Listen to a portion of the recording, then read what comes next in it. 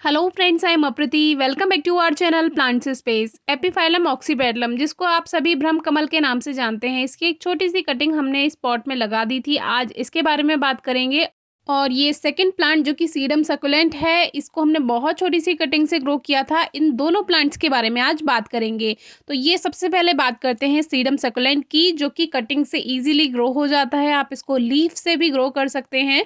तो ये हमने गर्मियों में बचाकर एक साइड में रखा हुआ था, और गर्मियों में सकुलेंट को बचाना थोड़ा मुश्किल रहता है, क्योंकि हाई टेम्परेचर में ये बेकार होने लगते हैं और हमारे यहाँ बहुत ज़्यादा गर्मियाँ होती हैं। तो ये जो सेम पॉट था वही लिया हमने, इसमें थोड़ा सा गोबर की खाद हमने मिक्स कर दिया है, और थोड़ा सा कंकड़ पत्थर हमारे पास रखे हुए हैं वो इसमें मिक्स कर देंगे। ग्रेवल्स आप कोई भी यूज़ कर सकते हैं, जो बजरी होती है वो ले सकते हैं, या जो ईंट होती है उसके छोटे छोटे टुकड़े आप कर सकते हैं। जो कंस्ट्रक्शन में यूज़ होती है ब्रिक, उसके छोटे छोटे टुकड़े आप बना दीजिए, वो आप मिक्स कर सकते हैं। इससे सॉइल वेल ड्रेन्ड रहती है, और कैक्टस हैं या सकलेंट हैं, इनके लिए इस तरह की मिट्टी बहुत सही रहती है, क्योंकि वेल ड्रेन्ड रहेगी, ओवर मॉइस्चर नहीं होगा।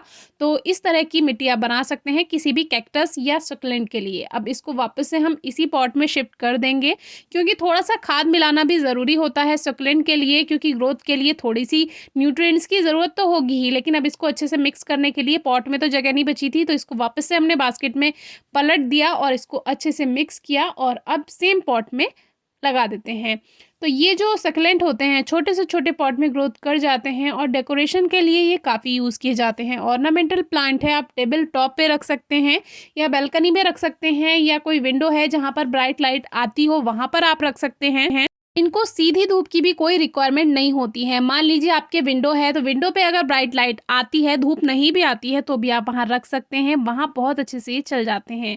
और अभी आप इसको कटिंग से भी ग्रो कर सकते हैं, पत्तियों से भी इसको ग्रो कर सकते हैं, यानी जो इसकी लीफ होती है उससे। और इसको हमने शिफ्ट करने के बाद हल्का हल्का स्प्रे कर देंगे। बहुत ज़्यादा पानी किसी भी सकुलेंट या कैक्टस प्लांट को नहीं दिया जाता, क्योंकि इसके स्टेम में, इनकी लीव्स में ऑलरेडी वाटर कंटेंट होता है, पानी की मात्रा होती है, तो उसमें कोई ज़रूरत नहीं है बहुत ज़्यादा पानी देने की।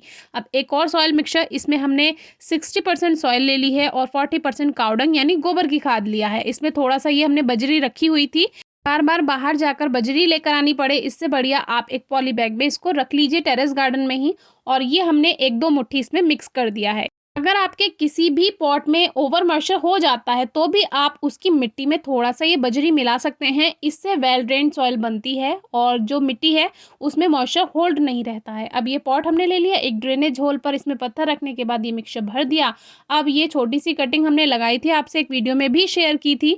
ये हमारा हमेलिया का पॉट है, और इसमें बहुत टाइम से ये लगी है। इसमें ओवर मॉइस्चर भी हो जाता है, फिर भी ये इसमें चलती रहती है, और देखिए कितने अच्छे से ग्रोथ कर गई। जबकि 1-2 पत्तियां इसकी सूख चुकी हैं जो पुरानी होंगी।